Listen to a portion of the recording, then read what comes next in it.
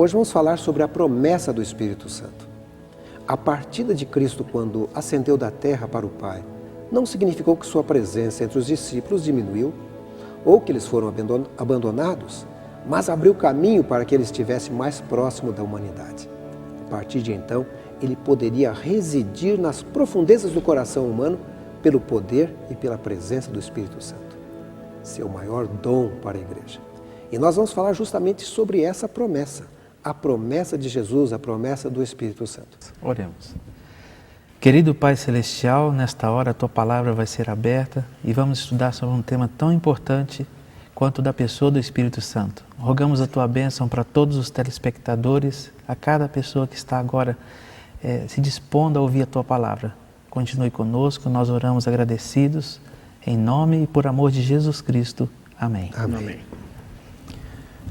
Olha, existe um texto, porque dá a impressão quando a gente começa a estudar esse assunto, que o Espírito Santo chegou só depois que Jesus veio para a terra e foi para o céu. Mas existe um texto, pastor Emanuel, Ezequiel 36, 25 a 27, e Ezequiel é lá no Velho Testamento, né? Exatamente. Essa promessa já havia sido anunciada com bastante antecedência, né? E o texto da palavra de Deus é muito profundo, porque ele diz assim: aspergirei água pura sobre vocês e ficarão puros, e os purificarei de todas as suas impurezas e de todos os seus ídolos.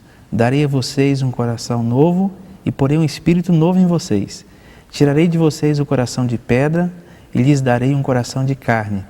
Porei o meu espírito em vocês e os levarei a agirem segundo os meus decretos e a obedecerem fielmente às minhas leis. Impressionante isso aqui, com o Espírito Santo nos lavando para nos levar a obedecer a palavra de Deus, a viver a palavra de Deus. Eu pude perceber aí que a gente encontra alguns símbolos, por exemplo, o símbolo do Espírito Santo como se fosse a água purificando a pessoa. E pastor Luiz, parece que aqui também há um transplante de coração. Com certeza. O pastor Emanuel estava mencionando e eu estava observando atentamente o texto. Você sabe aquele ditado que diz assim: água mole em pedra dura, tanto bate até que fura? Lembra dessa? Sim, sim. É isso aqui, né? Na verdade, o Espírito Santo é simbolizado pela água e o coração do homem pela pedra. Mas o mais bonito nesse texto é que não somente Ezequiel, como Joel e muitos outros profetas, eles anunciaram a vinda do Espírito Santo em forma de chuva, em forma de água. Né?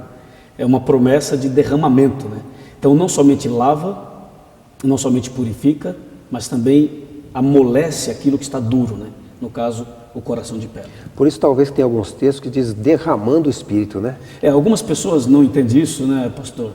Porque falam, o Espírito Santo é uma pessoa e como vai ser derramado. Uhum. Então esse é um bom momento para a gente conversar um pouquinho mais sobre isso. Bom, isso inclusive a gente tem estudado, a gente estudou na lição 2, creio que foi sobre os símbolos, onde também você sabe que Jesus não é uma porta, mas a gente diz, ele disse eu sou a porta, né? Uhum. A gente sabe que Jesus não é um caminho, mas é o caminho simbolicamente.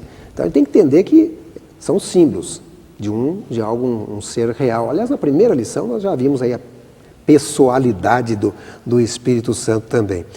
Agora, um detalhe, quando Jesus prometeu o Espírito Santo, foi só para os discípulos ou isso vinha e chegaria até nós também? Se nós lermos Joel, capítulo 2, se você me permitir, claro. Eu gostaria de ler, está no Antigo Testamento, Joel 2, versículo 28, diz exatamente assim: e acontecerá depois que derramarei o meu espírito sobre toda a carne. Vossos filhos e vossas filhas profetizarão, vossos velhos sonharão e vossos jovens terão visões. Então a promessa é para todos. Sabe o que eu fiquei pensando, juntando aí o símbolo da água e vendo que ele falou e toda a carne. Eu me lembro que às vezes faltava água lá em casa e coincidentemente às vezes chovia. Então minha mãe pegava umas bacias e punha fora assim para aproveitar a água da chuva. Mas eu tenho a impressão, quando ele fala derramar toda a carne, aquele que quiser vai receber, mas pode ser que algum abra um guarda-chuva e não receba, né, pastor? Aqui você tocou num assunto interessante. Quando Deus promete o Espírito sobre toda a carne, Ele promete sobre aquele que vai falar do amor de Deus e sobre aquele que vai ouvir. O que vai ouvir também será impressionado pelo Espírito.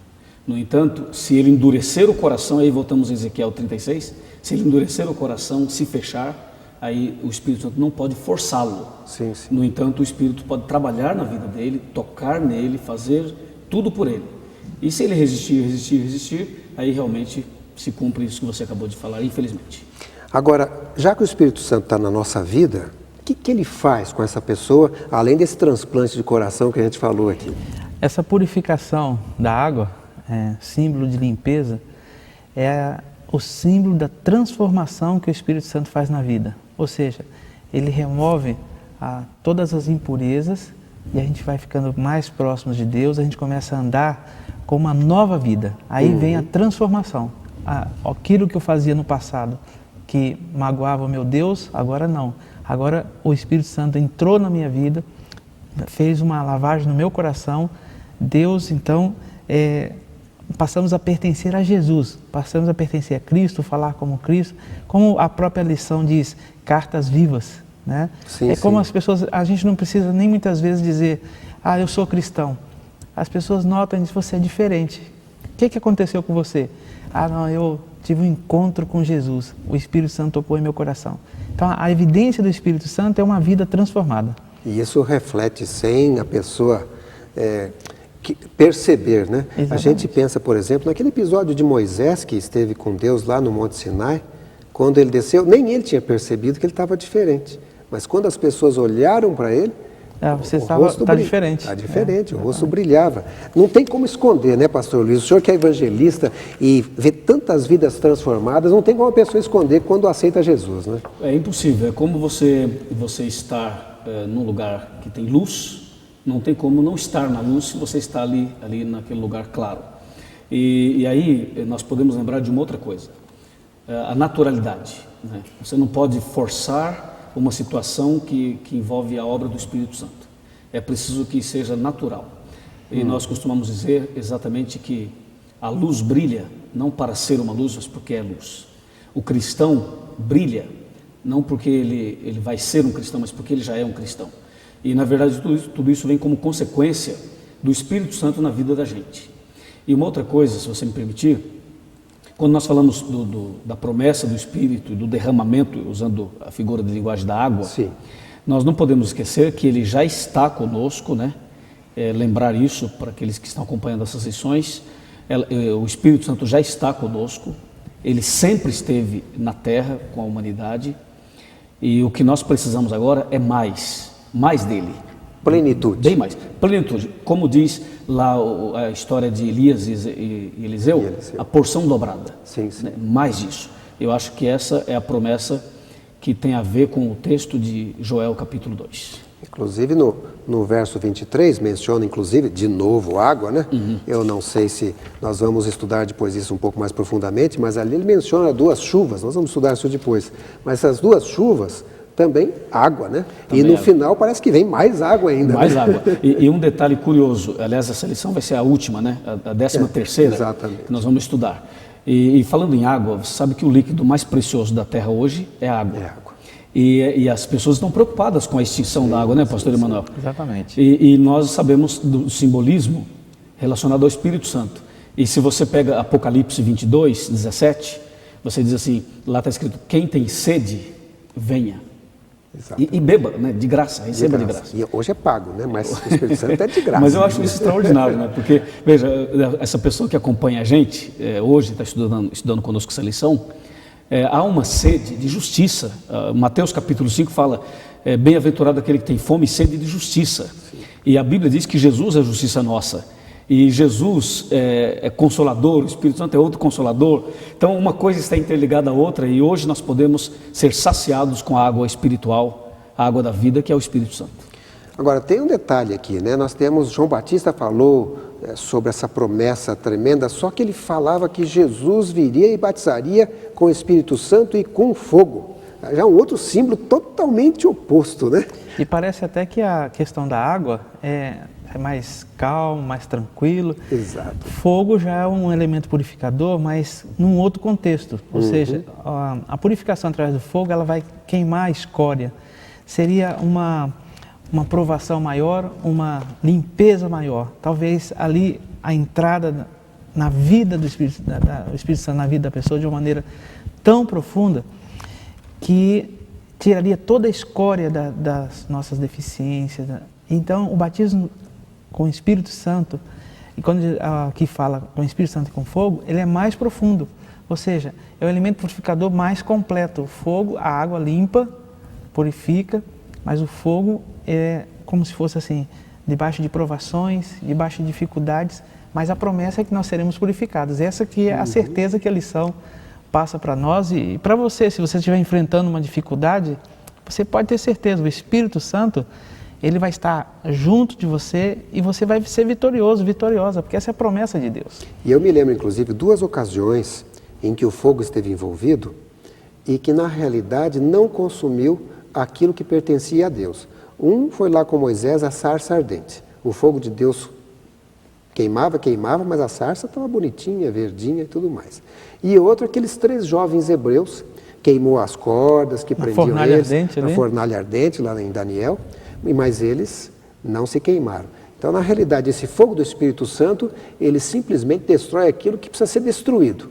O pecado, as coisas deste mundo, para justamente purificar-nos daquilo que está nos fazendo Inclusive, mal. A lição, Jonathan, diz Sim. assim, ó, a ação do fogo é muito diferente da ação da água. Em sentido espiritual, os 2 agentes poderiam realizar a mesma coisa, mas o processo pelo qual eles agem é diferente. Então, dependendo de onde está agindo, aí a mudança é diferente, né? Bom, estamos aqui falando sobre a promessa do Espírito Santo e havíamos falado sobre a água, sobre o fogo. Pastor Luiz, tem mais alguma coisa a falar sobre o fogo? Rapaz, falar do Espírito Santo não falar do fogo. E hoje em dia a gente sabe que o movimento religioso fala muito do Espírito Santo, do fogo, e a Bíblia fala realmente disso, né? Sabe, Jonathan, o fogo, como diz o pastor Emanuel, ele é um agente que purifica. Sim. Na Bíblia nós encontramos 2 tipos de fogo, né? O fogo do Espírito Santo e um fogo estranho, que tem a ver com destruições espirituais e físicas eternamente. Sim. Mas um detalhe, o Espírito Santo é tão extraordinário, e a promessa de Deus envolve essa bênção extraordinária, que às vezes nós somos tão duros, intransigentes, tão difíceis. Tem gente que conhece a Bíblia, estuda, ora, vai à igreja, mas tem orgulho, entendeu? É cheio de orgulho, cheio de vaidade, confiança própria, enfim, pecados terríveis. Todos nós somos pecadores, mas eu quero dizer o seguinte, o Espírito Santo vai trabalhando como o fogo, até que a pessoa vai sendo dobrada, como um ferro. Você pega um ferro e às vezes você não consegue dobrar na mão, mas você aquece no fogo e aí você pode fazer o que você quiser dele. Sim. Então o Espírito Santo tem esse poder de moldar o nosso caráter, de aquecer o nosso coração, de transformar a nossa vida. Não há uma pessoa que ele não possa transformar. Basta a gente confiar. Maravilha, hein? Bom, Jesus deu uma ordem aos discípulos, disse a eles que esperassem em Jerusalém pela descida ou pelo batismo do Espírito Santo. E ele prometeu que estaria com eles até a consumação dos séculos. Como é que ele poderia cumprir essa promessa se ele foi para o céu? Na verdade, os discípulos, eles não compreendiam bem isso até a vinda do Espírito Santo, porque eles tinham o próprio Jesus com eles. Sim, sim. E quando eles ficaram ali orando para que o Espírito Santo viesse como Jesus prometeu, a sequência do plano da redenção, da salvação das pessoas, eles precisariam de um consolador. Eles tinham Jesus ali, mas agora Jesus, assumindo a forma humana, ele estava limitado geograficamente. Quando Jesus voltou à comunhão com o Pai, ele enviou o Espírito Santo, que poderia estar em todos os lugares. Assim, ele completaria a obra na vida daqueles homens e também na pregação do Evangelho. Então, por isso que em João 7,39 fala que o Espírito Santo não tinha sido dado ainda, porque Jesus não tinha sido glorificado. Justamente por esse aspecto, porque Jesus precisava voltar ao Pai para que o Espírito Santo pudesse atuar de uma maneira mais direta agora com seus discípulos, como consolador, como a própria lição menciona aqui, né? Ao lado dele, sendo um conselheiro, fortalecendo e amparando aqueles homens para o grande desafio que eles tinham. Às vezes a gente se sente sozinho, porque a gente não está vendo Jesus aqui na nossa frente, mas o Espírito Santo que Jesus prometeu, ele está aí do seu lado, está aí perto de você, entendendo suas necessidades, suas angústias. E essa certeza é que dá força para a gente continuar confiando na palavra de Deus, porque Ele tem atuado na nossa vida. Agora, pastor Luiz, o Espírito Santo também esteve com as pessoas antes dos discípulos, porque ele disse que ia enviar e antes ele estava. Tudo bem, a gente já estudou, inclusive, na criação ele esteve, mas eu fico pensando assim, os profetas, as pessoas que serviram a Deus no passado, eles também tinham a presença do Espírito Santo também? Com certeza. Nós podemos citar aqui o caso de Sansão. Sansão tinha uma força extraordinária. Sim. O homem mais forte do mundo. De onde vinha aquela força? Do Espírito Santo. Você pode lembrar de Salomão, o homem mais sábio do mundo. De onde vinha a sua sabedoria? Do Espírito Santo. Nós podemos perceber os profetas que escreveram o Antigo Testamento, todos eles escreveram inspirados, iluminados pelo Espírito Santo. Você vê, quando Jesus veio ao mundo, a Bíblia diz, o que em Maria está sendo gerado é obra do Espírito Santo. Sim. Quando Jesus começou seu ministério, ele foi batizado por João Batista e o Espírito Santo desceu sobre ele. Bom, mas então, já estava aí, por que ele teve que falar, vou enviar outro Consolador? Né? É já interessante. estava, como é que funciona? O pastor Emanuel fez um comentário já sobre esse ponto, mas na verdade é o seguinte, nem todas as pessoas que seguem Jesus, e quem segue Jesus, o faz pelo Espírito Santo. Sim. Mas a pessoa às vezes não está compreendendo totalmente essa missão. Hoje, por exemplo, o Espírito Santo está na terra. Sim. No entanto, há uma promessa de um derramamento. É verdade. Então nós percebemos aí uma linguagem figurada da Bíblia para mostrar um crescimento espiritual, uma santificação maior e uma dotação maior do Espírito Santo na vida de cada um de nós. O Espírito Santo já está conosco, porém nós precisamos do seu poder. É o que nós encontramos aqui em Atos, no livro de Atos, capítulo 1 em diante, capítulo 2 também, quando Deus pede que eles fiquem ali, que eles orem, que eles se consagrem, que eles abandonem as divergências, porque na verdade, Jonathan, eu só queria completar dizendo o seguinte, os discípulos seguiam Jesus. Sim. O Espírito Santo fazia isso, mas havia muita divergência entre eles, e o Espírito Santo estava trabalhando. Eu diria que o Espírito Santo faz um trabalho interno, purificando, lavando, limpando, para depois nos usar completamente como instrumentos. Pastor Luiz, uma coisa que eu me lembrei, tem aquele livro da Casa Publicadora chamado Atos dos Apóstolos, e lá diz que quando eles tiraram as diferenças entre eles, começaram a se preocupar com o seu próximo, que não conhecia o Evangelho, foi então que a plenitude do Espírito Santo veio sobre eles. Pastor Emanuel, extraordinário isso. Pastor Emanuel e Pastor Jonathan, veja, para eles tirarem essas divergências, quem fez essa obra? Foi o Espírito Santo. Então você percebe que é ele que desperta em você e revela o pecado. Inclusive, voltamos ao fogo. O fogo revela. Não sei se você permite, mas eu poderia contar aqui uma pequena ilustração. Eu morava em São José dos Campos, interior de São Paulo, e eu tinha uma equipe de missionários e um deles precisava de um terno. E ele falou, você conhece muita gente, vê se alguém pode me doar um terno. Eu falei, eu posso te dar um terno, eu tenho um aí que eu posso te dar. Ah, mas você vai dar um terno seu? Sim, eu vou. Ele disse assim, então que dia você traz? Quarta-feira eu trago. Aí eu cheguei na minha casa, eu tinha 3 ternos, 2 bonitos e um feio. Você imagina qual que eu decidi entregar para ele? A tendência é dar o feio, né? Mas foi exatamente isso. Eu peguei o terno feio e falei, vou dar esse terno para ele. E quando eu peguei para sair, levar, veio uma voz na minha cabeça, dizendo, por que você vai dar o terno feio? Dá um bonito. Então eu peguei um bonito e devolvi o feio. Mas quando eu peguei o bonito, eu pensei, esse aqui deve ser o mais bonito, eu vou pegar o outro que é menos bonito. E fiquei num dilema. Resumindo, eu fiquei numa luta muito grande. E aí eu descobri naquele dia que eu tinha um problema. Eu tinha um problema que eu não poderia continuar com ele. E aí eu orei a Deus e mesmo contra a minha natureza eu dei um terno bonito para o rapaz. Resumindo a história, ele pegou o terno, tal, na semana seguinte ele estava vestindo aquele terno. Eu olhei, senti assim, falei, puxa, não devia ter dado aquele, achei que aquele era o mais bonito. E a partir daquele dia eu comecei a orar. O Espírito Santo me revelou um problema que eu tinha, né? E aí ele revela, dá poder para vencer, é isso que o pastor Emanuel falou, tirando as divergências para que a gente cresça, e aí então ele nos use totalmente, né? Progressivamente Deus vai usando a gente, né? Não é isso, pastor Emanuel? Exatamente. E aí nós chegamos então nesse ponto aqui, que é o derramamento, essa promessa que Deus havia nos feito. Só que eu queria dizer para o telespectador que eu não tenho mais terno. Acabaram os ternos. Não me peça. Mas viu, pastor, o fogo permanece, né? O fogo permanece. E a gente percebe que aí veio o fogo, de novo o fogo. Só que agora eles estavam preparados para receber esse fogo. E esse povo agora sai poderosamente e o Espírito Santo começa a permanecer neles. Isso é visível. E eles com isso também permanecem em Cristo ou permanecem no Espírito Santo. Você vê que a obra é completa, né?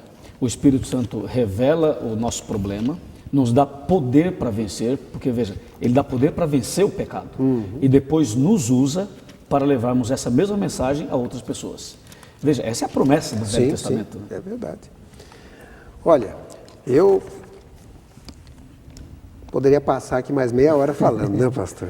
Mas vamos tirar assim uma essência do que estudamos aqui nesses 2 blocos sobre esse consolador, que é um conselheiro, que é um advogado, é a pessoa que fica do nosso lado. Falamos que é a pessoa que faz uma cirurgia e ele transforma o coração, é a água que purifica, é o fogo purificador. O que sobrou para a gente falar ainda, pastor Emanuel? O que mais me impressionou aqui é que quando Deus promete uma coisa, Ele cumpre. Se Ele prometeu que vai nos purificar como a água, que vai nos purificar como fogo e que vai nos dar o poder do Espírito Santo, Ele cumpriu isso na vida dos apóstolos. Eu gostaria de ler Atos 4:31, que diz assim: depois de orarem, tremeu o lugar em que estavam reunidos, todos ficaram cheios do Espírito Santo e anunciavam corajosamente a palavra de Deus. Até aqueles que estavam com medo, quando estão cheios do poder, começam a ajudar as pessoas, começam a pregar.